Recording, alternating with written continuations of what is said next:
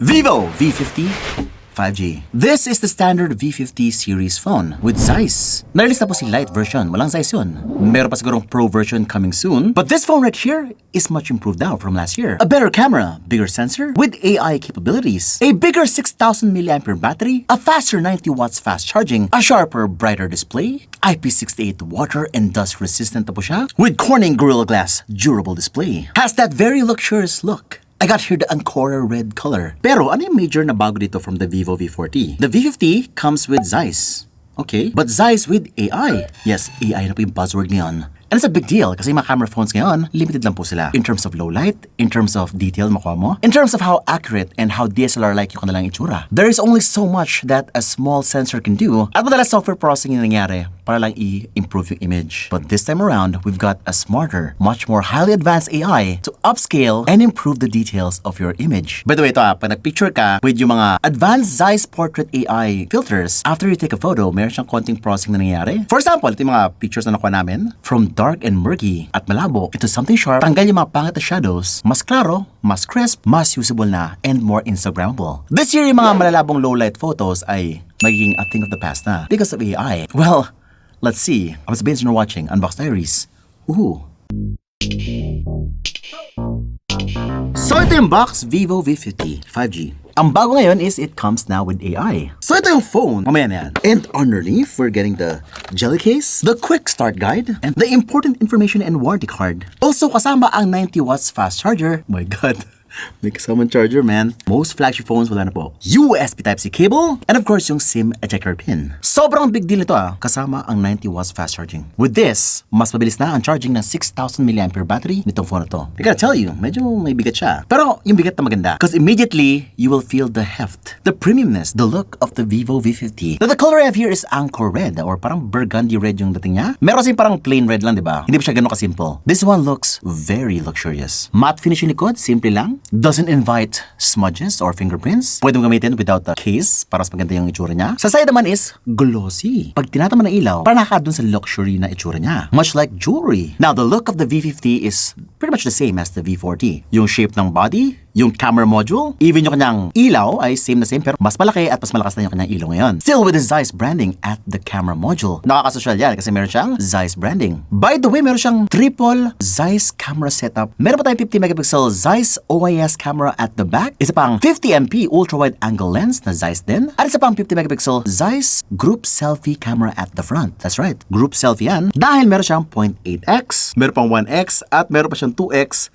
sa camera. Oh, wow, grabe naman yung kanyang selfie camera. So versatile. Oh, check that out. It looks like yung kanyang selfie camera. Pero mo pag binalik ko sa home screen, guys, nakita nyo yun? Biglang lumiit siya. In fact, pag binuksan mo yung camera ulit, lumalaki yung butas. So meaning, tinatago niya by default kapag ginagamit. Pero pag ginagamit mo, it actually reveals a much bigger sensor at the front. Now this phone is quite big, 6.77 inch. Not saying na malaki talaga yung phone masyado, pero the phone is quite wide. Pag ginawa mo siya, it will cover most of your hand. Pero napakasarap po niyang hawakan sa kamay. Dahil maganda yung kanyang pagka-curve sa gilid. Actually, parang quad curve display po yung kanyang display, no? Hindi lang po siya curve sa sides, but also dun sa mga corners. This is nice. Oh, by the way, AMOLED na po to.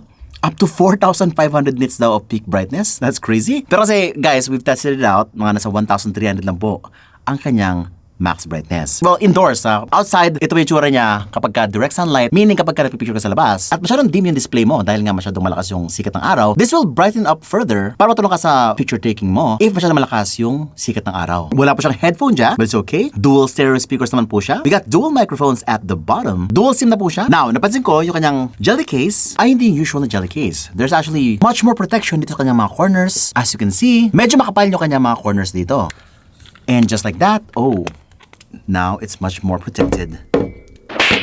Even yung kanyang Type-C port ay merong protection. Pwede mo i-cover siya ng ganyan.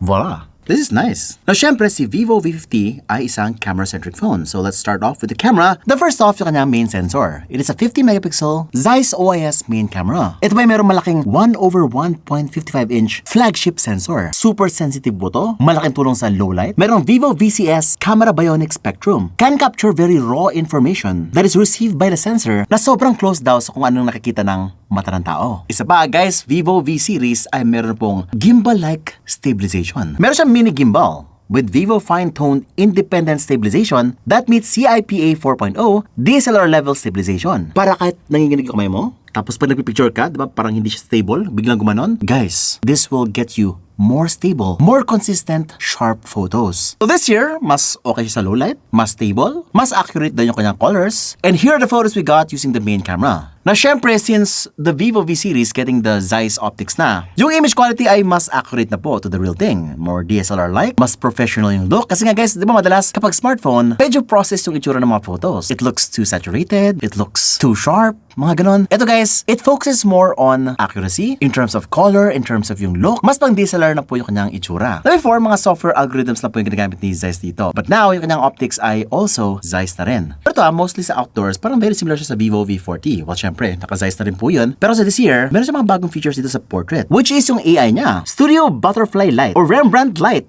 Ayan. With this, after you take the photo, magpa-process siya ng konti, no? Parang siguro i-upscale niya ng konti. Mas gawin niya ng bright yung photo, gagandahin niya yung kanyang background blur. So essentially, parang ine-enhance niya ng further yung photo that was captured. But most of the time, kapag hindi mo nagamit yun, it's gonna be very similar to the Vivo V40. Pero, where the Vivo V50 shines is in low light. Kasi guys, mas malaki na yung kanyang sensor. Ito pinakuha namin sa low light. And gosh, guys, sobrang clear po niya in low light. The night mode is just top-notch. Pero, ito lang.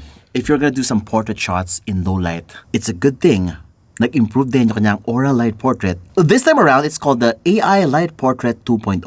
With AI assistance na po siya. Ang ibig sabihin na po nun, dati kasi, yung color temperature lang ang pwede mong palitan. Ngayon, meron siyang brightness levels, you know. Pwede mo siyang hinaan ng ganyan if it's too strong, or pwede mo siyang laksan ng palakas if you want more light. Now, the light on this thing is enough, no? Sabi ni Vivo, this is 100% more powerful than the previous version. Tapos syempre, kapag naka-AI siya na yung bahala tumimpla kung nasaan po yung distance nyo, di ba? Kapag yung distance mo ay masyado malapit, siya nang bahala maghina ng light. Also, yung kanyang temperature, siya na din bahala mag-adjust for you if you're not a professional. Para sakto lang po yung sa skin nyo. Hindi masyadong harsh. At pati yung background, well lit din. Meaning it's a much more smarter lighting system. Being able to use the Aura Light Portrait halo lighting at the back. Now it's using this circular light plus yung kanyang camera plus may AI pa siya na assistance. Ito po yung makukuha mong klase mga photos sa kanya. Ito po yung wala. Ito naman yung meron. And just like that, ang lahi po ng difference. Kung before, medyo maraming shadow sa mukha nyo, hindi kayo well lit, well exposed, now you're much better exposed, mas may detail yung mukha nyo, and your photo is now much more usable. Kasi nga, guys, kapag walang tamang lighting, medyo noisy yung picture, very soft, at not that usable. But now, this is what you'll get. So definitely now, parang mas nag-improve yung kanyang low light capability. So kung yun ang hinahanap mo, this is a much more improved low light camera phone. And dare I say, the best for the price. Kasi nga guys, yung iba hindi nag-offer ng ganitong klaseng lighting system. Yung iba sensor lang talaga. Pero kasi if you include the light pa, malaking difference compared sa sensor lang. Pero Vince, bili ka na lang ng light, no? Yung kiknik-click dito tapos may light. Ganun din yun. Well, ito kasi naka-built-in na. Hindi mo na kailangan bumili ng separate, tapos dadalhin mo pa separately, tapos very hassle. Ito, lagi nandito sa'yo. At saka baka makalimutan mo din, di ba? Siyempre, gusto mo, lahat ito na. Yung nga lang sa selfie, hindi siya ganon. Wala po siyang Aura Light Portrait sa selfie. Pero meron na siyang Aura Light screen. It's gonna use the screen. Naka-white lang po yung ibang parts dito to function as your Aura Light Portrait daw. But it's not gonna be as effective as yung light sa likod. Oh, by the way, wala pong LED flash sa likod. So wala po talaga yun kasi nga, they want you to use the Aura Light Portrait. This one is gonna be your soft lighting for most of your camera needs. Nga pala, meron siyang 50 megapixel ultra-wide angle lens. So yeah, it does have that versatility if you want 0.6x. Kung gusto mo ng mas wide, pang groovy, yes. Kung gusto mo ng landscape, no? Hindi mo na kailangan mag-step back further. You wanna picture yourself with the building, the tall building, kasyang-kasya na po with the 0.6x. Pero kasi kung gagamitin ko itong phone na to, it is with the portrait mode. Kasi dito sa portrait mode, meron siyang maraming ZEISS filters like yung ZEISS Biotar, B-Speed, Sonar, which is yung mga background blur na patented ni ZEISS, no? Ito yung itsura ng mga background blur na makuha mo sa kanya, no? It's very artistic, very nice and dreamy. May cine flare pa tayo, ito pa yung itsura nun. Siyempre kung kilala mo si ZEISS, it's a very well-known German brand na gumagawa ng mga camera optics. And you can get these very professional filters na part na dito sa Vivo V50. Oh, sa portrait pala, meron siyang parang lens dito na pwede mong palit-palitan. Meron siyang landscape portrait, 23mm. Meron pa siyang street portrait, 35mm. At meron siyang natural portrait and classic portrait, which is I think mga preset lang, no? It adds more background blur. Also uses zooming, like the 50mm, which is yung 2x po yun. 1x yung 35mm, and 23mm is yung 0.6x. Uy, pag kinlik mo sa screen, meron siyang camera sound autofocus. It's like a real camera. Sa selfie naman, 50 megapixel din. ZEISS din po siya. And it's even got the ZEISS filters sa selfie camera. At guys, meron pa siyang 0.8x sa kanyang selfie camera. That's nice. Kasi guys, pwede mo siyang picture ng ganito. You can take groofies with your selfie camera. Hindi mo na kailangan bigay sa waiter, tapos mag-picture kayo dun sa restaurant, diba? Ito, pwedeng, ayan lang. Oh, pasok tayo. Kasyang-kasya na kayo lahat. And you can actually take a full half-body shot dito sa kanyang selfie camera. Pag selfie camera, parang mas payat ng inyong itsura. I always use that para mas payat tingnan. At syempre, yung kanyang selfie beautification, ayan dito din. Oh, look at that, diba? Sa portrait mode, meron siyang magandang background blur. Tapos, sobrang natural ng itsura nyo dito. Sobrang fresh. I think Vivo has one of the best beautification talaga. Kasi, they really started with the beautification technology way back 2018 pa. Or 17. Yung nakaka-artista yung itsura ko dito. That's nice. Ganda kasi lagi kang confident sa inyong selfies. Also, hindi siya nagbimintis hindi siya nagbablur. Kasi ang ganda na kanyang stabilization even sa kanyang selfie camera. By the way, meron siyang AI. Sa selfie camera ito yung ginagawa niya. Kasi nga diba kapag ka ultra-wide, meron parang distortion na nangyayari. Parang masyadong curve yung itsura mo. Diba sinabi ko rin na pumapayat yung itsura nyo kapag ka ultra-wide? Well, ito, kung gusto mo na mas natural na look, with the AI, it will fix the distortion dito sa selfie camera. So from ganito, without the AI, tapos ito naman with the AI na. Guys, look at that. Tanggal ang distortion. Ang ginagawa kasi ng ultra-wide guys, para siyang fish eye, yung parang ganun. So parang distort niya yung gilid, yung mga edges. So ngayon, yung itsura niya parang ganun. Kaya pwede tingnan. But, dahil sa AI, kahit naka-ultra-wide siya, ayusin niya na konti yan. Parang hindi naman masyadong curve or bent yung mukha nyo. Distorted. It will look much more natural now. By the way guys, pwede mong gamitin yung kanyang AI 3D Studio Lighting 2.0, which is yung Rembrandt light at yung butterfly light. So yung AI Imaging Lab ay tinatrain niya yung mga algorithm with millions of professional portraits, and this tech mimics multi-angle studio lighting, offering soft and atmospheric flashes. Now syempre, the Vivo V50 is mostly all about the AI na. We've got here the AI Erase 2.0. Syempre, kapag mga photo bombers or biglang meron dadaan sa harapan mo, one press elimination lang. Tanggalin niya agad. Oh, tanggal agad. And of course, meron siyang bagong film camera mode. Kapag ka nag-picture ka, it will give you a vintage photography experience with 4 distinctive film tones for that nostalgic and enhanced imaging experience. In terms of video, guys, this phone can shoot up to 4K 30 frames per second. Kaya lang, if you want stabilization up to 1080p, 60 frames per second lang yung kaya niya. Ito pa yung tsura ha. Very similar sa mga Vivo X series, no? Gimbal-like stabilization during video. Hindi mo kailangan bumili ng gimbal. Very smooth. Meron siyang dalawa dito na stabilization. Meron siyang standard stabilization. Ito pa yung tsura nun. Ang kagandahan dito is hindi siya ganun ka-crop, pero yung stabilization is saktuhan lang. Pero kung okay na to for vlogging, di masyado mauga yung dating. If you really need yung cinematic look, gusto mo mas smooth pa, ito meron siyang ultra dito na sobrang smooth nung kanyang stabilization. Ito pang cinematic talaga. Pero hanggang 1080p 30 frames per second. Di pwede sa 60 FPS. Limitation siguro ng processor. So ito yung 4K 30 frames per second, 0.8x sa selfie, and kung gusto mo maging vlogger, katulad ko, vlogger ba ako? Pero ito pa yung itsura ko with the selfie camera, yung skin tone ko, and may beautification siya ng konti. So di ba kailangan mag-retouch lagi guys, mag-ilamos-lamos. Kasi meron siyang beautification dito na laging pinapakinis yung mukha all the time. Basta i-press mo lang yung record button. Nice. Actually, sobrang dami ng features na kanyang camera. May pro mode, may astro mode, may food mode. This phone is all about the camera. And I've said it before, in terms of camera quality, I've compared it with Xiaomi, 14T. Mas maganda pa rin ang image quality nila Vivo, V40, V50. These are professional-looking phones na matindi ang low-light capabilities. And now with AI, it's much more improved. And I think kung photographer ka talaga, you will love the Vivo V50. But are you gonna love this as a gamer?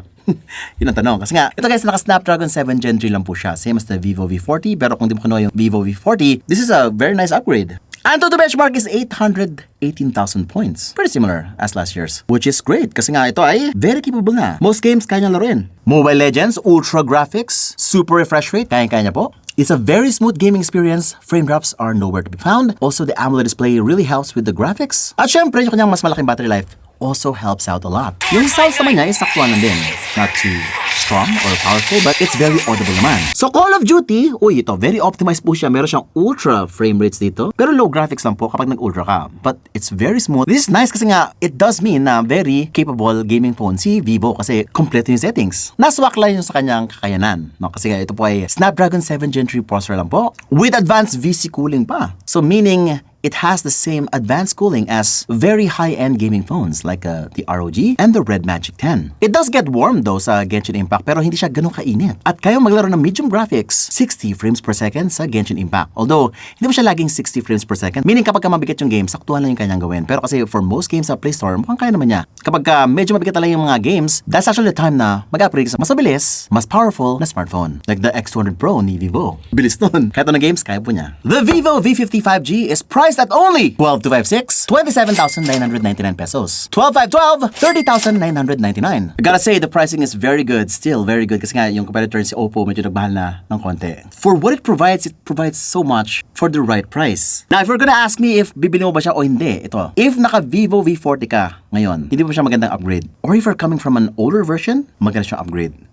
From the Vivo V30, the 20. Huge upgrade kasi nga wala pong ZEISS yung mga lumang version. Also, if you're coming from an Android na 10,000 pesos na or 15,000 pesos, malaking upgrade po siya. Ibang klase na po yung camera makuha mo dito. At kung naghanap ka ng pinaka-okay na pinaka-accurate, pinaka-professional looking camera for the price of less than 30K, eto na po yun. Pero kung gaming talaga hanap mo, performance, there might be something else. To see more phones na mas okay pa dito or to see more Vivo phones just like this one. Subscribe, hit the bell icon so you miss any of my great content. Thanks for watching Unbox Diaries. Woohoo!